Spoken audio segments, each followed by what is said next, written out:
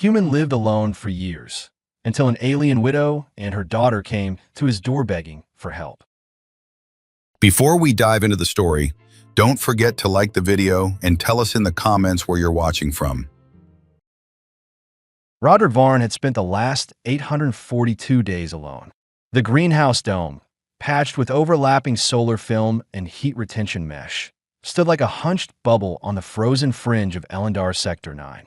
Once a busy outer zone of a major interspecies settlement, the area had become a graveyard of abandoned power stations, cracked water lines, and skeletal towers rusting under the sector's near-constant frostfall. Now, only the occasional power hum from underground conduits and the steady hiss of wind gave any sign of life. Roderick wasn't here for anyone. His job had once been straightforward: planetary horticulture mapping, analyzing soil, light, and microclimates for growth viability. After the collapse, after Elendar was pulled from the network grid and deemed non-priority, he stayed behind as a compost archivist. What that really meant was he kept the dome's greenhouse running, kept growing root crops, mapping microbial decay cycles, and submitting automated data packets to a satellite that probably wasn't listening anymore. The data wasn't for survival. It was for order, for sanity. He had no family, no coworkers, no partner. He didn't talk to himself out loud. He cooked in silence, worked in silence, and when the wind rattled the dome frame, he checked the seams. That was all. So when the knock came, just after dusk on the edge of Froststorm Surge, it didn't register immediately as real. It was soft, just 3 taps.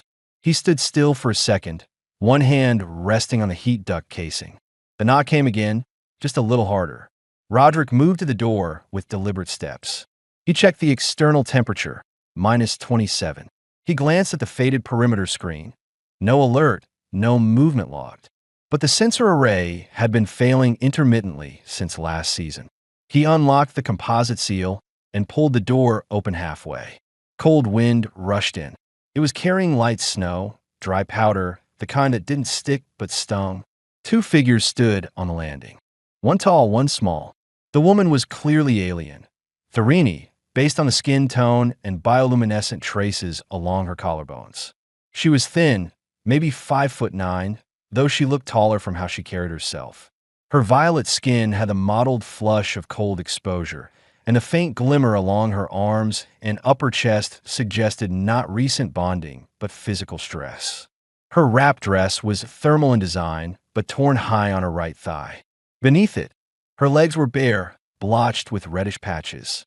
Her coat was oversized and stained, open at the front and wet from melting frost. In her arms, pressed tightly to her chest, was a young girl, probably around 4. Her skin was pale lavender, visibly darkening around her toes and fingers. She wore a threadbare tunic, no shoes, and her head lolled slightly from fatigue. Her curls were white, knotted, and matted at the back. She didn't speak. She didn't even look up. "Please," the woman said, her voice steady but frayed. "Just until morning." Roderick's fingers flexed slightly on the doorframe. The moment stretched. They weren't armed. The woman's posture wasn't defensive, more like braced against collapse. The child was slipping, and she adjusted her grip without complaint. Roderick stepped aside and opened the door fully. "Come in." She hesitated, just a beat, and then stepped through without a word. He shut the door behind them, resealing the thermal lock. The hum of the internal heater kicked up immediately, trying to compensate for the loss of warmth. The air inside was heavy with hydroponic moisture, overlaid with the faint earthy scent of root vegetables and filtered compost. The woman remained standing just past the entry mat. Her shoes, if she had any, were soaked through. The child was trembling faintly, breath hitching every few seconds, barely audible. Roderick moved without speaking. He grabbed a clean floor blanket from the supply chest and laid it out near the heater coil. Then he returned with a second thermal roll and gestured toward it. "You can sit her here. Get her closer to the heat." The woman crouched slowly, knees cracking, and laid the child down. She didn't speak. She only wrapped the thermal around the girl, tucking her legs in, then sat beside her, arms still partially encircling the child's small body. Roderick fetched 2 bowls from the storage shelf and poured reheated lentil root broth into each. He set one beside her and one closer to himself. She didn't touch the bowl at first. Her eyes scanned the room. Planter beds, a cot, a sink, old utility crates now used as furniture. Her shoulders were tense, as if expecting a demand to come. Some barter, some question. "You can eat," he said simply. "I don't want your pity," she said. Her tone wasn't offensive, just tired. "I'll work if you want." Roderick sat down across from her. "It's food. That's all." She reached, took the bowl, and drank. Steadily, carefully. The heat brought a slight sheen of sweat to her upper lip. Her other arm never left the child. "I'm Roderick," he said after a while. The woman lowered the bowl. "Narration," she said. "She's Kaylee." The child didn't stir. Roderick nodded once. "Is she sick? Cold? Hungry? Weak?" Narration said. Her jaw tightened. "But not sick." There was another long pause. The heater clicked once, adjusting to ambient temperature. Roderick shifted slightly and laid a second blanket across the cot. "There's only one bed, but this side of the room stays warmest. I'll be on the other end." Narration hesitated again, then nodded. She lifted Kaylee in one slow movement, her muscles visibly straining, and walked the few meters to the cot, laying the girl down carefully, then curling up beside her without unwrapping her own coat. Roderick didn't ask questions. Not yet. He lay down on the other side of the greenhouse, facing away from them, but didn't sleep. His mind was running harder than it had in months. Why was she out there, unregistered in sub-zero weather, with no boots and no shelter tag? Why hadn't she asked for help from the council? From the local checkpoint? And why did she look at him not with suspicion, but shame? He closed his eyes and didn't get rest. But he didn't open the door to send them away either. By morning, the dome was half buried in drifted snow. Sunlight filtered weakly through the frost-laced mesh above. Roderick stirred to the sound of soft water splashing. Narration was at the sink. Her coat was off now, folded beside her. Her dress was still torn but pinned in place at the hip with an old binder clip. Her arms, bare now, showed light scarring along the biceps. Work scars, not injury. She was washing the dishes. "You didn't have to do that," Roderick said. "I know," she answered. "I needed to move." Kaylee sat wrapped in layers near the heater, chewing quietly on a protein biscuit Roderick had left on the bench. Her feet were covered in socks 2 sizes too large. "She didn't talk yesterday," Roderick said. "She hasn't spoken since our tent froze out," Narration replied, drying her hands. "That was 4 nights ago." Roderick said nothing. "You should know," she continued. "We're not fugitives. I'm not hiding from law enforcement. We're just not on anyone's list." He watched her. "Then why come here?" Her voice dropped lower. No one else would open the door. Roderick nodded. That was fair. By the end of that day, she had cleaned the floors with a rag, asked permission to sweep compost from the greenhouse beds, and folded every blanket twice over before setting them back into the supply chest. Kaylee followed Roderick for most of the afternoon, mimicking his movements around the root trays. She still hadn't spoken a word, but she reached for his hand when he passed her the sprayer. When Roderick gave her a small heating patch to wear inside her tunic, she placed her hand on his sleeve and looked at him for a long moment. That night, as they ate together, Roderick on one crate, Narration on another, she shifted closer to him. Just a few inches. Her daughter had curled up early, fast asleep. "She needs to stay somewhere with stability," Narration said softly. "I can earn my keep. I don't take much room." Roderick met her eyes. "Then stay." He didn't smile. Neither did she, but her posture eased. Her hands loosened. And for the first time in over 2 years, Roderick let someone sit beside him long after the food was gone. Without a word. Without a reason. Just because it felt like they both needed someone to sit next to. Roderick adjusted the heat flow valve for the Western planter array, watching as the flow meter stuttered, then finally stabilized. Outside the dome, frost coated the sky-facing mesh in white crusted swirls, the storm tapering off just enough to let in weak daylight. Inside, the greenhouse was quiet, humid, warm, and clean in a way that made the rest of Ellendar's sector 9 feel like a bad dream. He heard small footsteps behind him. He didn't turn. Kaylee was following again. She wasn't holding anything this time. just trailing him, barefoot but wrapped in layers of thermal cloth and a mismatched pair of socks, her hands tucked against her chest. She didn't speak, didn't smile, but when Roderick stopped to remove a browning sprout, her hand came up beside his, mimicking the movement with precision. He glanced at her. She looked up once, blinked, then looked back down at the tray. She still hadn't said a word in 2 days, but she was present, watching, learning. Narration was near the central sink, sleeves rolled up, scraping debris from the bottom of a compost filter basin. Her movements were steady, methodical, her lips pressed in a tight line. She hadn't needed to be asked. She simply took to the tasks like she had always lived here. And when Roderick had tried to suggest she rest longer, her response was quiet but firm.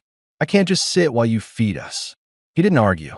They hadn't spoken yet about what came next. Roderick had let them stay. But what did that mean? A day? A week? The greenhouse could support 3, barely. But if they stayed, someone might notice. Someone might talk. He wasn't registered as a host. Bringing in unregistered aliens, especially undocumented ones, was grounds for loss of ration credits, or worse, inspection from outer sector compliance. That didn't mean soldiers. It meant quiet shutdowns. A knock that never came, but left his supplies rerouted, his heating permissions revoked, or his shelter marked as non-priority in the next blizzard. He didn't want to ask if they were registered, because he already knew the answer. That evening, over bowls of thickened broth and roasted root slices, Roderick broke the silence. "Where did you come from before this?" The tent. Was it part of the refugee camp? Narration was chewing slowly. She paused before answering. "No. The camps were overrun 3 months ago. I never went near them." Roderick nodded. That matched what little he'd heard. Overcrowded, poorly managed, then cut off entirely from energy distribution after the syndicate pulled out. "You were alone before?" She hesitated, then nodded once. "My husband died last cycle. Contaminated ration packs, black mold in the seam folds. Kaylee and I kept moving. I had a small heat dome I scavenged from a transport shell. It cracked during the last ice shift." Roderick glanced at the child, curled up on a floor cushion nearby, still nibbling a dried grain square. "And no family?" "Not anymore. Tharini scattered after the cordon fell. My clan wasn't high caste. We weren't bonded to any delegation. No one claimed us when the grid went down." She said all this without emotion. Not coldly, but practically, like someone who had no energy left for self-pity. Roderick nodded. "You've been surviving for a long time." Narration looked at him then. Her eyes didn't blink. "So have you." He didn't respond. She was right. He wasn't living either, just existing. His data transmissions hadn't been acknowledged in over a year. His greenhouse harvest barely met his caloric needs. And most nights, he slept beside the heater with a wrench in hand, just in case a pipe burst during a freeze. This wasn't a life. It was decay at a manageable pace. Later that night, as the storm outside deepened again, Narration stood near the greenhouse arch, eyes tracing the snow-blanketed glass. Her arms were crossed beneath her chest, robe opened slightly at the collar, revealing the faint shimmer of her bioluminescence under the heater's glow. Roderick moved beside her with a fresh blanket in hand. She accepted it without a word. "I should tell you," she said after a long pause. "I was offered shelter once. On terms." Roderick didn't ask what the terms were. He had seen enough broken women, enough trade for heat arrangements on the outskirts to understand. He waited. "I said no," she continued. Kaylee heard it. She didn't understand all of it, but enough. She stopped speaking after that.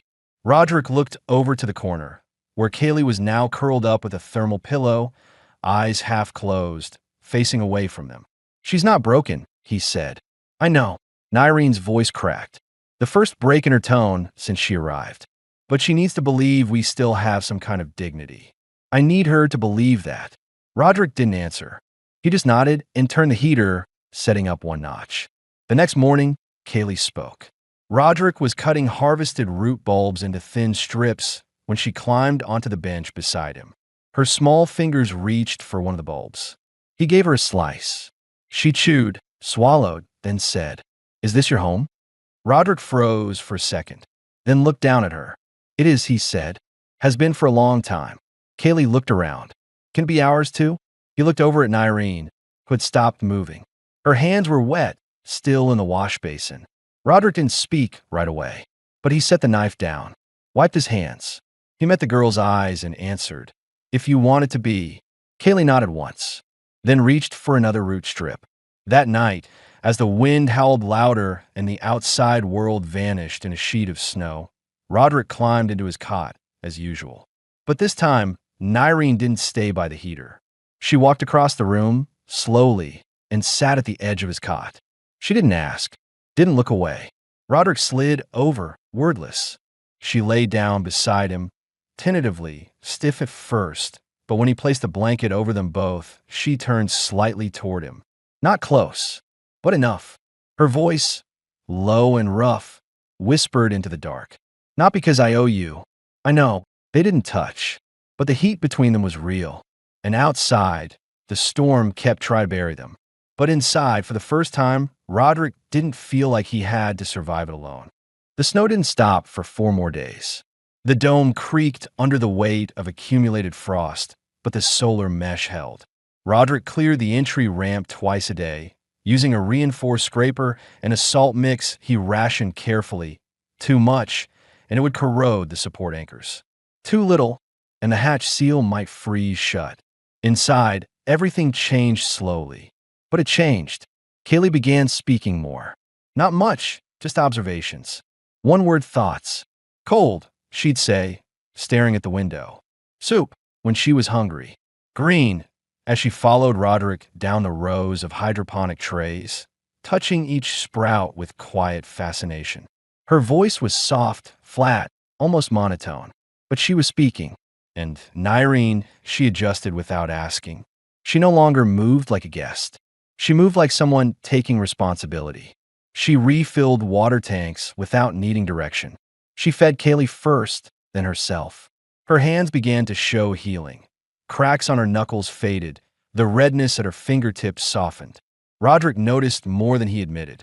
He noticed how she folded blankets sharply and precisely, how she tied her robe tighter when bending near the heat vent. He noticed the slow way she peeled root skins, how her expression never fully relaxed, even in warmth. And he noticed the silence they shared wasn't uncomfortable anymore. But the outside world hadn't forgotten them. On the 6th day, a knock came. Not soft this time. Sharp. 4 quick raps on the external frame. No snowstorm to blame it on. Just direct human intention. Roderick looked up from the seedling tray and froze. Narration was at the sink. Her body went still. Kaylee's fingers tightened around the mesh brush she'd been using to scrub a nutrient tray. Roderick moved to the hatch, checked the exterior display. The camera feed was dim, light frost on the lens, but he could make out a bulky shape. Human. Male. Wearing a layered outpost jacket and scarf. Roderick opened the door halfway. "Varn," the man said, voice muffled behind the scarf. "Still breathing, I see." "Orson," Roderick replied. Orson Thale was one of only 4 other settlers within a 10-kilometer range. Ex-excavation worker. Heavy build. Ran a small forge out of an old service bay 2 kilometers downhill. Known for trading scrap metal for cured meat, old solar cells, or bottles of fermented anything. "What do you want?" Roderick asked. Orson tilted his head. "Heater fluid shipments skipped last week. Heard the station tagged you, for emergency use only. Thought you might be frozen out." Roderick kept his voice neutral. "Still holding. Running solar supplement through recycled coolant. Works better than expected." Orson looked past him, toward the blurred interior. "You've got extra prints in the snow," he said casually. "Not just yours." Roderick didn't answer. "Look, I don't care," Orson said. "But people talk. Don't be stupid. You're not licensed for refugees. If someone puts your dome on a recon list, that's your heat allocation gone. And mine too, if I'm seen talking to you." Roderick nodded once. "Noted." Orson hesitated. "Then, that little girl yours?" Roderick's jaw tightened. "She's staying here." "I see." A pause. "Just keep it quiet. That's all I'm saying." Roderick didn't move. Didn't nod. After a second, he closed the hatch. Inside, Narration was standing with her back to the table. Her hands were trembling slightly. Not fear, anger. Kaylee sat on the floor, curled tight, the cleaning brush forgotten beside her. Roderick walked over and sat across from Narration. "He's not a problem," he said. "Yes, he is," she snapped. "They always are. They pretend they're not, and then they come back. With reasons." Roderick didn't argue. "We'll keep the heat vents masked. No light bleed at night. You and Kaylee don't open the hatch for anyone. If there's movement on the slope, I'll see it first." Narration didn't answer, but her posture didn't loosen. That night, Kaylee cried in her sleep for the first time. Roderick woke to the sound, bare, gasping sobs muffled by Naration's shoulder. The child didn't thrash. She didn't scream, just small, broken sounds. Narration held her tight, rocking slightly, eyes closed. Roderick sat on the edge of his cot and watched until Kaylee settled again. Then he went to the heater and adjusted it upward. He didn't go back to bed. 2 days later, Kaylee asked him to hold her hand. They were planting starter shoots in the back row. Her fingers were still thin, slightly trembling. Roderick handed her a thermal-lined glove. She pushed it aside and reached for his bare hand. He took it. It was small, cold, but strong. She looked up at him. "Are we family now?" Roderick felt his breath hitch. He didn't answer right away. He looked over. Narration was across the room, scrubbing mineral buildup from a used basin. She wasn't watching. He looked back at Kaylee. "Yes," he said, "if you want."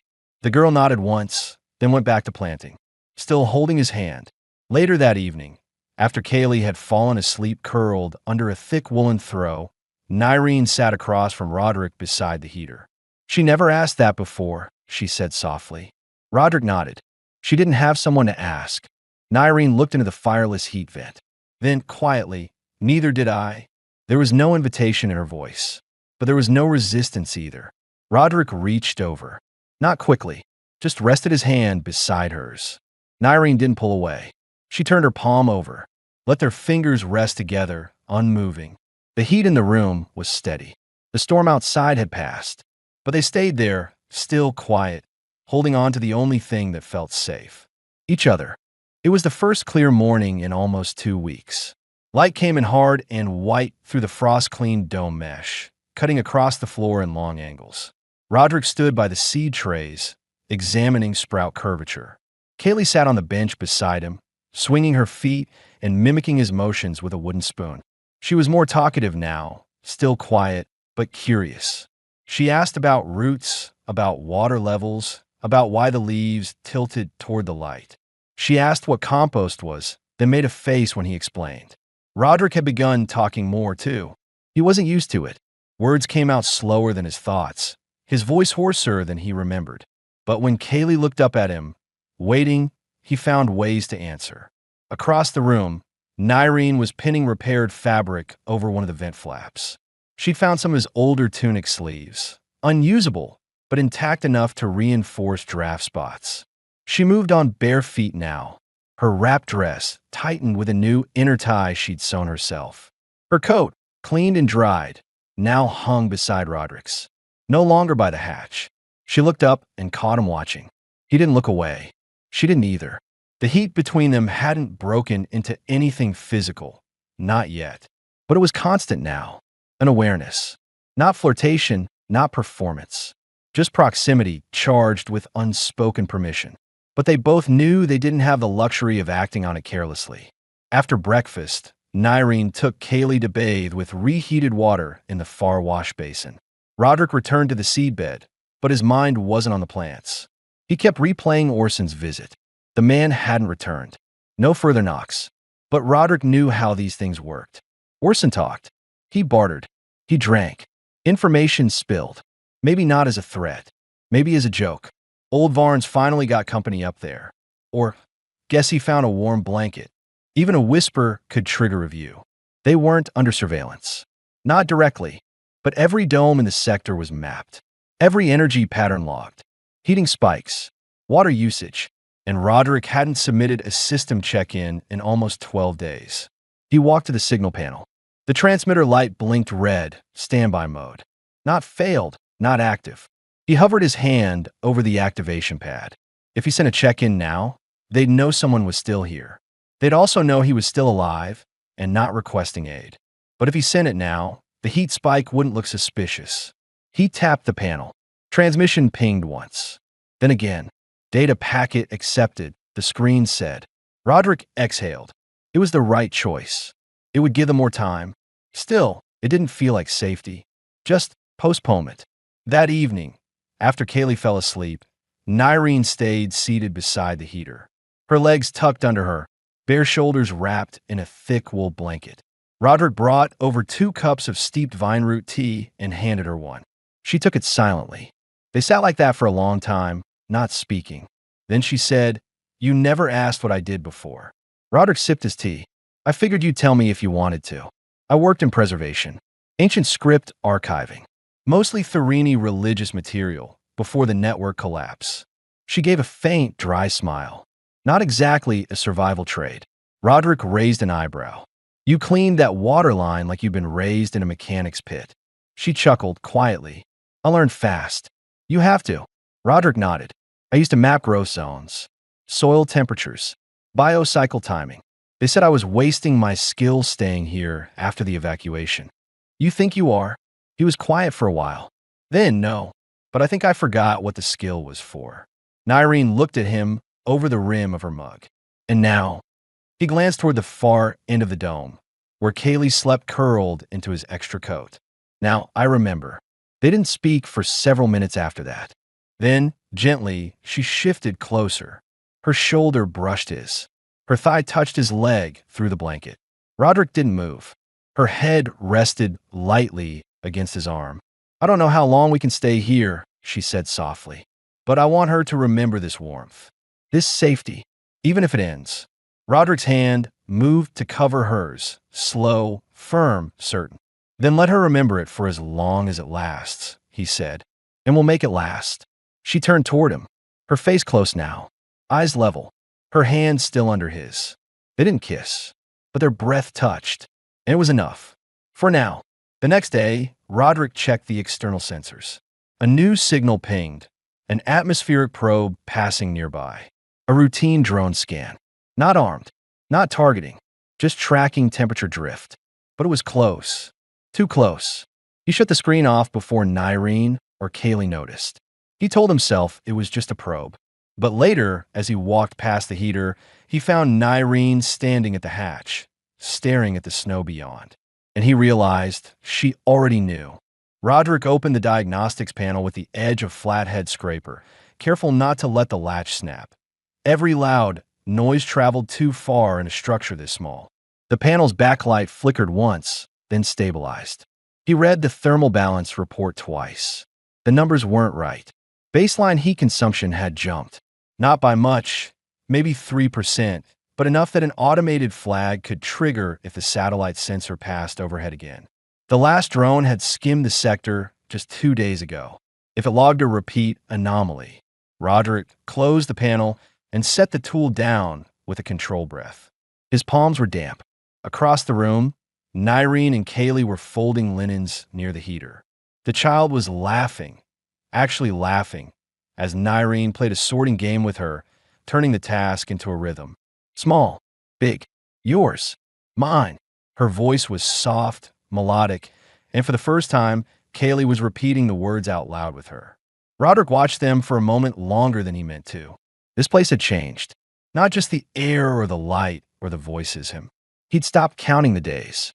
He'd started sleeping longer, not out of fatigue, but because it finally felt safe too. And now the world outside was sniffing too close. That night, he activated a low-frequency receiver on the backup signal band, a rarely used maintenance ping he'd repurposed long ago for cross-dome updates. Mostly static now, but occasionally it caught regional bulletins. One arrived just before midnight. Notice, Regional Power Balance Optimization Audit. Sector 9, Perimeter Zones 8 to 14. Non-priority shelters exceeding historical consumption averages may be reviewed for compliance. Roderick leaned back and stared at the message for a long time. This wasn't a direct threat.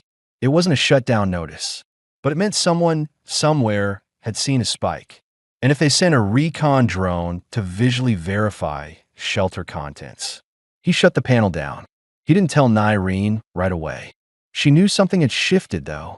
She moved more cautiously that day. Stopped singing while folding. watched the hatch when Roderick lingered near it too long. The warmth between them was still there, but it was quieter, closer to tension than intimacy. That night, after Kaylee was asleep, Narration approached him while he was seated on the cot. Her hair was unbraided, falling around her face in soft, uneven lengths. Her shoulders were bare, the thermal wrap drawn low over her arms. Her eyes didn't avoid him. She didn't speak. She just sat beside him. Roderick didn't move. She leaned into him slowly, her shoulder brushing his, then resting. Her hand came to rest lightly on his knee. He placed his hand over hers. Still, no words. Narration exhaled slowly. Her chest rose against his arm. Then, softly, "You're going to send us away soon." Roderick turned to face her. "No, you should," she said. Her voice was calm, but her jaw was tight. "If the inspectors come, they won't knock. They'll just cut power. You'll freeze trying to keep us warm." Roderick shook his head. "I'm not sending anyone anywhere." Narration looked at him hard. Then her hand slipped out from under his and moved to his face. She touched his beard with her knuckles, lightly, curiously, like she was trying to remember what gentleness felt like. Roderick didn't stop her. She moved closer, and then her forehead rested against his. Neither of them breathed for a few seconds. When her lips touched his, it wasn't hungry. It wasn't desperate. It was quiet. She pulled back, watched his reaction. He didn't speak, just kissed her again, slower, and then they lay down, not hurried, not for escape, but to stay close under the same blanket. They undressed slowly, like people returning to something they'd once known. Her hand were cold at first, his chest warm. They found a rhythm together, not built on urgency or need, but on understanding. No noise, no performance, just bodies learning each other through trust. Later, after she had curled against his side, and the dome had fallen back into silence, Roderick ran his fingers down her back, with a faint bioluminescence still glowed, soft pulses across her spine, responding to touch. She whispered, "I wasn't supposed to have a second bond." He kissed her temple. "Neither was I." She smiled into his chest. "Kaylee will want to stay forever." "Let her," he said. Narration closed her eyes, and for the first time since she arrived, she slept without tension in her body. The next morning, Roderick didn't check the sensors first. He made breakfast. Kaylee laughed when he flipped a flat cake too high and it hit the vent grill. Narration wrapped a blanket around all three of them while they ate on the floor, sharing slices from a single dish. The world outside might be watching, but inside, just for this morning, they were warm. They were quiet, and they were together. It arrived at 3:17 local. Roderick had been dozing lightly in the cot, one arm under Narration, the other resting on Kaylee, who'd curled between them sometime during the night. The greenhouse was quiet. The heater hummed low. Frost ticked against the dome's outer mesh like tiny insect legs. Then the terminal pulsed once. No sound, just a soft blue flash from the console. Roderick opened his eyes. He slipped out from beneath the blankets carefully, not waking either of them, and padded across the room in bare feet. The floor was cold. The pulse came again. He tapped the console. The message was short. "Notice, on-site audit scheduled. Shelter 9. VR14 low priority visual confirmation. Time window 24 to 72 hours. Response not required. Do not power down primary system during window." Roderick stood still, hand on the console. No names, no accusations, just a visual confirmation. That meant a drone, low orbit, small, unarmed. It wouldn't breach the dome. It would scan heat signatures, layout conformity, structural integrity. And any anomalies, extra bodies, unauthorized modifications would trigger follow-up. That was how they did it now. Quietly, without confrontation.